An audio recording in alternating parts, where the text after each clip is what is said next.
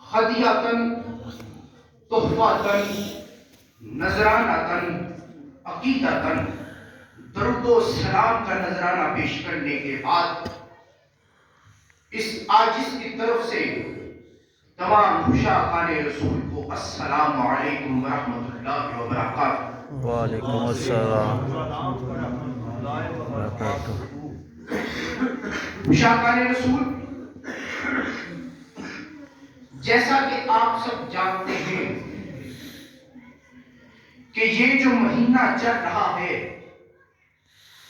حضرت سیدنا ابو بکر صدیق رضی اللہ تعالی عنہ کا مہینہ ہے۔ آج اسی حوالے سے میں آپ کی کچھ شان بیان کرنا چاہوں گا۔ آپ کو بتاتا چلوں، ابو بکر صدیق رضی اللہ تعالی عنہ ایسی شخصیت ہیں کہ جن کے بارے حضور نبی پاک سرکار دو عالم حضرت محمد مصطفیٰ صلی اللہ علیہ وآلہ وسلم نے ارشاد فرمایا کہ میں نے تمام لوگوں کے قرض ادا کر دیے، مگر ابو بکر ایک ایسی شخصیت ہے کہ جس کا میں قرض ادا نہیں کر سکا۔ ابو بکر کا قرض قیامت کے روز اللہ تبارک و تعالیٰ کی ذات خود ادا کرے۔ آپ اس جملے سے حضرت ابو بکر صدیق رضی اللہ تعالیٰ عنہ کی شان کو سمجھ لیجئے کہ ان کی شان اتنی ہے کہ ہم لوگ بیان نہیں کر سکتے، کہ جن کے بارے میں آپ سرکار نے فرما دیا کہ ابو بکر ایسی شخصیت ہے کہ جن کا قرض اللہ تبارک و تعالیٰ کی ذات خود ادا کرے گی۔ سامعین محفل، حضرت سیدنا ابو بکر صدیق والعتیق رضی اللہ تعالی عنہ، آپ کی شخصیت دین اسلام میں بہت بلند ہے۔ آپ دین اسلام کے پہلے خلفاء ہیں۔ سامعین محفل، ہم لوگ کہا کرتے ہیں علی دا پہلا نمبر، مگر سنو، جناب حضرت شیخ عبد القادر جیلانی الحسنی والحسینی رحمت اللہ علیہ تعالی اپنی کتاب میں لکھتے ہیں کہ حضرت علی المرتضیٰ رضی اللہ تعالی عنہ نے خود بیان کیا، وہ اس حدیث کے راوی ہے، فرماتے ہیں کہ ایک مرتبہ حضور نبی پاک سرکار دو عالم حضرت محمد مصطفیٰ صلی اللہ علیہ وآلہ وسلم نے مجھ سے کہا، اے علی، آؤ آج ایک وعدہ کرتے ہیں، اپنا ہاتھ بڑھاؤ، آؤ آج ایک وعدہ کرتے ہیں۔ مولا علی فرماتے ہیں، میں نے کہا حضور کیجئے، تو آپ سرکار نے فرمایا، اے علی، میرے اس دنیا سے ظاہری طور پر پردہ فرما جانے کے بعد یہ دنیا بکھر جائے گی، کوئی ابو بکر کا منکر ہوگا، کوئی عمر کا منکر ہوگا، کوئی عثمان کا منکر ہوگا، اور کوئی میرا منکر ہوگا۔ آج مجھ سے وعدہ کر لے، میں تجھے خلفائے راشدین جو میرے ہیں ان کی ترتیب بتا کے جا رہا ہوں، وہ ترتیب جو اللہ تبارک و تعالیٰ کی ذات نے مجھے بتائی ہے۔ حضرت علی المرتضیٰ رضی اللہ تعالیٰ عنہ فرماتے ہیں، سرکار بتلائیے۔ آپ نے فرمایا، میں اس کا ترجمہ پنجابی میں کرنے پر مجبور ہوں۔ آپ نے فرمایا، اے علی، ابو بکر دا پہلا نمبر، اے علی ابو بکر دا پہلا نمبر، عمر دا دوسرا نمبر، پھر عثمان دا تیسرا نمبر، پھر میرے علی دا چوتھا نمبر۔ یہاں سے آپ کو بتاتا چلوں کہ حضرت ابو بکر صدیق رضی اللہ تعالیٰ عنہ پہلے خلیفہ ہیں دین اسلام میں، اور ان کی ترتیب خالی حضرت علی المرتضیٰ رضی اللہ تعالیٰ عنہ نے نہیں بتائی، بلکہ ان کو نبی محتشم حضرت محمد مصطفیٰ صلی اللہ علیہ وآلہ وسلم نے بتائی ہے، اور آپ سرکار کو یہ ترتیب اللہ تبارک و تعالیٰ کی ذات نے بتائی ہے۔ سامعین محفل، ابو بکر صدیق رضی اللہ تعالیٰ عنہ ایسی شخصیت ہے کہ مدینہ پاک میں ایک نبینا عورت رہا کرتی تھی، اس کا کوئی وارث نہیں تھا، اس کی دیکھ بھال کے لیے کوئی شخص نہیں تھا، آپ روزانہ اس کے گھر میں جاتے، پہلے دور میں بیت الخلاء جن کو ہم واش روم کہتے ہیں وہ بڑے ہوتے تھے، لوگوں کا بہانا پیشاب اسی میں رہتا تھا، اگلے دن اس کو باہر پھینکا جاتا تھا۔ آپ اس عورت کے گھر میں جاتے، اس وقت آپ خلیفہ تھے، امیر ترین شخص بھی تھے، اس کے باوجود آپ اس عورت کے گھر جاتے، اس کا بہانا پیشاب صاف کر کے آتے، اس عورت کو کھانا کھلاتے، اس کے گھر کی صفائی بھی کیا کرتے تھے، اس عورت کو خرچہ دیتے اور کہتے میں نے فلاں شخص کی ڈیوٹی لگا دی ہے، اگر تمہیں کچھ ضرورت ہو کسی چیز کی تو اس کو بتا دینا۔ آپ یہ کہتے اور چلے جاتے۔ حضرت عمر بن خطاب رضی اللہ تعالیٰ عنہ کو پتا چلا کہ مدینہ پاک میں ایک عورت رہتی ہے، وہ آنکھوں سے نبینا ہے، اس کا وارث بھی کوئی نہیں، اس کی دیکھ بھال کے لیے کوئی شخص موجود نہیں، تو کیوں نہ میں اس عورت کی خدمت کر کے ثواب حاصل کر لوں۔ آپ اس عورت کے گھر گئے، جا کے کہنے لگے میں عمر بن خطاب آیا ہوں، میں عمر بن خطاب آیا ہوں، مجھے پتا چلا ہے کہ آپ کا وارث کوئی نہیں، آپ مجھے اپنی خدمت کا موقع تو دیں۔ تو وہ عورت بولنے لگی، کہتی نہیں، جو شخص کام کرنے کے لیے آتا ہے مجھے وہی کافی ہے۔ آپ کہنے لگے ارے اس طرح کر لو، آدھا کام اس سے کروا لینا، آدھا میں کر دیتا ہوں۔ کہنے لگی نہیں نہیں عمر، جو شخص آتا ہے مجھے وہی کافی ہے۔ آپ نے کہا اس میں اور مجھ میں کیا فرق ہے؟ اس عورت کے الفاظ سماعت فرمائیے، قابل غور جملہ ہے۔ آپ نے کہا ارے تجھ میں اور اس میں یہ فرق ہے کہ تو نے آتے ہی مجھے بتایا کہ تو عمر بن خطاب ہے۔ سبحان اللہ۔ اور وہ شخص اتنے عرصے سے میری خدمت کرتا ہے، روزانہ میں اس کا نام پوچھتی ہوں، وہ نام تک نہیں بتاتا۔ نعرہ تکبیر، اللہ اکبر، نعرہ رسالت، یا رسول اللہ، نعرہ تحقیق، حق چاہیے، آج نعرہ ختم نبوت، زندہ باد، زندہ باد، نعرہ ختم نبوت، زندہ باد، گلی گلی نگر نگر، گلی گلی نگر نگر، ابو بکر، ابو بکر۔ حضرت عمر بن خطاب رضی اللہ تعالیٰ عنہ فرماتے ہیں کہ میں جاریوں میں چھپ گیا، میں نے کہا دیکھوں تو صحیح وہ شخص کون ہے جو کہ نیکی کرتا ہے مگر کھلے عام نہیں، اس کو چھپا کر رکھتا ہے۔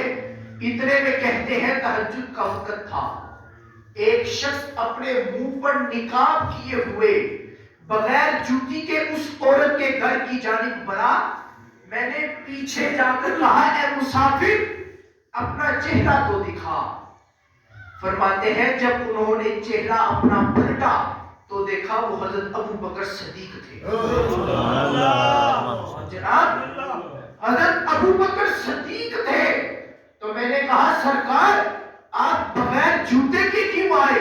آپ نے کہا ارے یار ابو بکر کبھی نیکی دکھا کر نہیں کرتا، اگر میں جوتا پہن کر جاتا جوتے کی آواز آتی محلے میں سب کو پتا لگتا کہ ابو بکر جاتا ہے۔ سبحان اللہ ابو بکر کی ایسی شخصیت ہے، ان کی شان بہت بلند ہے۔ ایک مرتبہ غزوہ تبوک کے موقع پر جب آپ سرکار نے فرمایا نا کہ تمام لوگ اپنے اپنے مال پیش کیجئے، حالانکہ آپ سرکار کو کسی چیز کی تھوڑ نہیں، اللہ تبارک و تعالیٰ کی ذات فرماتی ہے وَمَا أَرْسَلْنَاكَ إِلَّا رَحْمَةً لِلْعَالَمِينَ، کہ بے شک ہم نے آپ کو تمام جہانوں کے لیے رحمت بنا کر بھیجا، اے محبوب میرے تمام خزانوں کا مالک ہم نے آپ کو بنا دیا۔ کیا بھی خوب لکھا گیا، کسی نے کہا ارے اگر تو رزق چاہتا ہے در مصطفیٰ پر آ، عطا رب کرتا ہے تقسیم مصطفیٰ کرتے ہیں، ارے اگر تو مال چاہتا ہے در مصطفیٰ پر آ، عطا رب کرتا ہے تقسیم مصطفیٰ کرتے ہیں، ارے اگر تو عزت چاہتا ہے در مصطفیٰ پر آ، عطا رب کرتا ہے تقسیم مصطفیٰ کرتے ہیں۔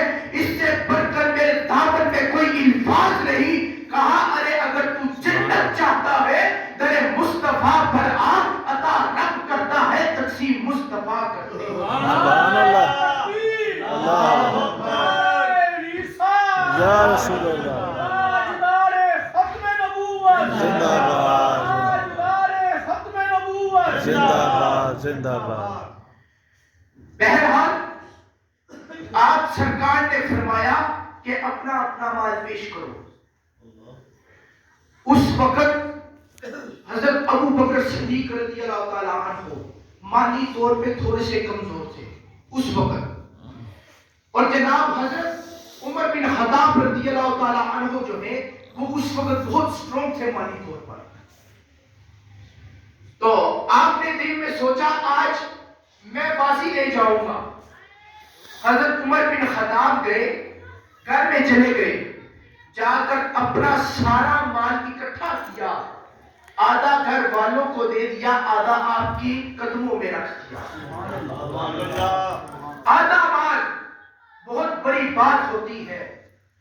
اتنے میں کیا دیکھتے ہیں سامنے سے حضرت ابو بکر صدیق آ رہے ہیں۔ آپ نے بوریے کی قمیص پہنی ہے، سر پر ٹوپی نہیں، پاؤں میں جوتا نہیں، آپ نے سارا مال پیش کر دیا اور پیچھے جا کر کھڑے ہو گئے۔ آپ سرکار نے فرمایا اے ابو بکر سامنے آؤ۔ جب آپ سامنے آئے آپ نے مال کی طرف دیکھا، آپ فرمانے لگے اے ابو بکر گھر میں بھی کچھ چھوڑا؟ اے ابو بکر کیا گھر میں بھی کچھ چھوڑ کر آیا ہے؟ تو آپ نے مشکات شریف میں بھی ملتا ہے، ترمذی شریف میں بھی ملتا ہے، آپ نے یہ نہیں کہا کہ کچھ نہیں، فرمانے لگے سرکار گھر میں اللہ اور اس کے رسول کو چھوڑ آیا۔ سبحان اللہ نعرہ تکبیر، اللہ اکبر نعرہ رسالت، یا رسول اللہ تاجدار ختم نبوت، زندہ باد تاجدار ختم نبوت، زندہ باد نعرہ تحقیق، حق جاریہ۔ حالانکہ سرکار کہاں پر تھے؟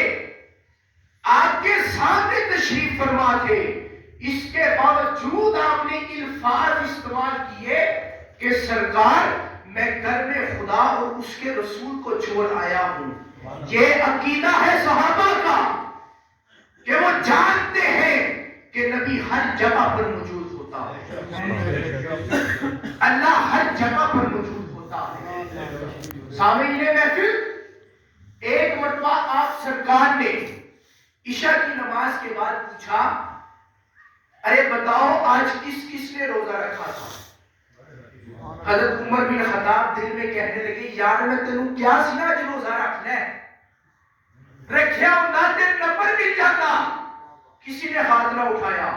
آپ سرکار نے فرمایا ارے وہ بھی ہاتھ کھڑا کرے جو کسی کو بتا کر نیکی نہیں کرتا ہے۔ اتنے میں دیکھا حضرت ابو بکر صدیق رضی اللہ تعالیٰ عنہ نے اپنا ہاتھ اٹھایا۔ حضرت عمر بن خطاب کہتے ہیں میں نے ان کو گھور کر دیکھا، اس بات کو غلط رنگ نہیں لینا، ارے اگر کوئی ایک محبوب ہے نا اس کے کافی زیادہ محب ہو تو ہر کوئی چاہتا ہے کہ وہ اپنے محبوب کے زیادہ قریب ہو، یہ وہ لگن تھی، کوئی بغض نہیں تھا۔ آپ کہتے ہیں میں نے گھور کر دیکھا۔ اتنے میں کہتے ہیں فجر کے بعد جب ہم آئے آپ سرکار نے پوچھا ارے یہ بتاؤ کوئی شخص ایسا ہے جس نے آج کسی بیمار کی تیمارداری کی ہو؟ کسی نے ہاتھ نہیں اٹھایا۔ حضرت عمر فاروق بولنے لگے سرکار ابھی تو فجر کا وقت ہے، نماز پڑھ کے جائیں گے تو خیریت طلب کر لیں گے۔ آپ نے کہا عمر رکو ذرا، ارے وہ بھی ہاتھ اٹھائے جو کسی کو نیکی بتا کے نہیں کرتا۔ اتنے میں دیکھا کہ حضرت ابو بکر صدیق نے اپنا ہاتھ اٹھایا۔ آپ سرکار نے پوچھا اے ابو بکر کس کی خیریت دریافت کر کے آئے ہو؟